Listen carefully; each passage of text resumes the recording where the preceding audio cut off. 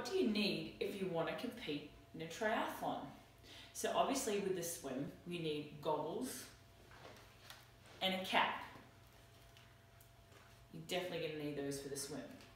Some other tools that we at Team Sirius like to use, and if you're going to be an athlete at Team Sirius, we always advise to get these tools that we use for our swim.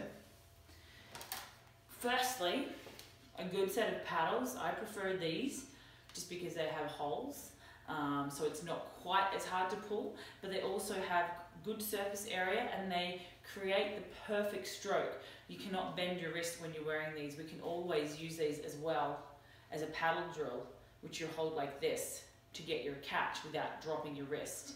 If you drop your wrist or your elbow, look what happens to the paddle. So these paddles are great. Very key to our swim is the band. Okay, the band goes around your ankles and it stops you from kicking and it forces you into a good body position. We'll be talking more about that later. The buoy. This is one of my favorite buoys because you can actually fill it up with water and use it as strength. It puts your body in the perfect position, very similar to wearing a wetsuit, but you can also use it as strength by filling this up with water. This is another key tool at Team Sirius. And lastly, another thing that we like to use is the snorkel. Okay, the snorkel is really good for breath control and also looking at where your hand is entering the water. You can really see exactly in front of you when wearing the snorkel and watch and see where your hand is entering the water. And it's also really good to keep your head still and just focus on your stroke and your breathing. For the bike, obviously you need a bicycle.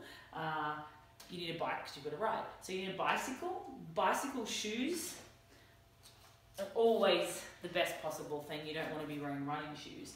So bicycle shoes that clip into the pedal. I like to have a cadence meter on my Speedo. Cadence, if you're with Team Sirius Tri Club, we're one of our athletes. We like to measure cadence or revolutions per minute. That is a really key factor when you're training under Sirius athletes or Team Sirius Tri Club. We really focus on cadence. And we'll talk about that more too. And for the run, obviously you just need running shoes. I mean, any shoes will really do. I mean, certain people prefer different shoes depending on what sort of running style you have, but run shoes, and that's pretty much it. Swim, bike, run, swimming cap, goggles, a bike obviously with a helmet, and run shoes. That's all you need to compete in a triathlon.